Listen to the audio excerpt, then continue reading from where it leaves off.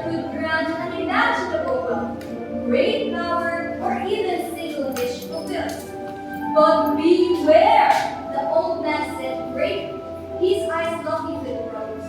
These roads test not your strength, but your heart. Tempted by the promise of a better life, the brothers prepared for the journey. With few supplies but great determination, they set off toward the unknown. The road twisted through the wild landscape, silent and unsettling. Strange winds whispered through the trees, and shadows danced where no sun reached. The first trial came swiftly, a broken bridge, spanning a deep, endless ravine. The wooden planks creaked, and the ropes frayed with every gust of wind. The elf hesitated, and eyes wide. "We can cross this," he said softly. But Elian stepped forward. "We must try." He crossed slowly, testing each step, then tied a rope from his back to secure the path. When Rugo followed, the bridge gave way beneath him. Elian lunged, catching Rugo's hand just in time, pulling him to safety. Together, they breathed relief, unaware that the road was the only beginning of its trials. Days passed, the second test emerged, in a forest filled with fog. Whispers curled between the trees like snakes in earth. "Why stay with him?" a voice hissed in Gael's ear. "They will leave you behind." The mist played, Rugo trips distorting shapes, twisting sounds, and in the confusion, Rugo raised his weapon at Elian, mistaking his brother for a shadow creature. The elf cried out, voice trembling, "Don't you remember the river where we went? The tree fort we built? We've always been together." His plea cut through the fog like sunlight. Slowly, the mist thinned and the voice faded. The road, however, did not pause to rest.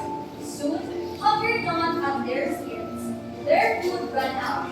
Elian tried hunting but returned empty-handed. Rugo grew restless and resentful.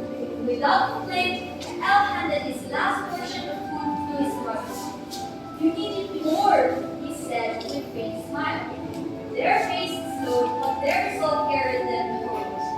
At last, they stood before a great golden gate at the end of the road. Carved into its surface were ancient words. "Only one may enter. Only one may claim the treasure." Silence fell over them. "We've come together so far," Elian said softly. "Maybe we don't need a prize at all." But Rugo's gaze was fixed on the gate. His hands clenched. "We should decide. Maybe one of us deserves it more." Kael lowered his head. "Then we choose fairly together."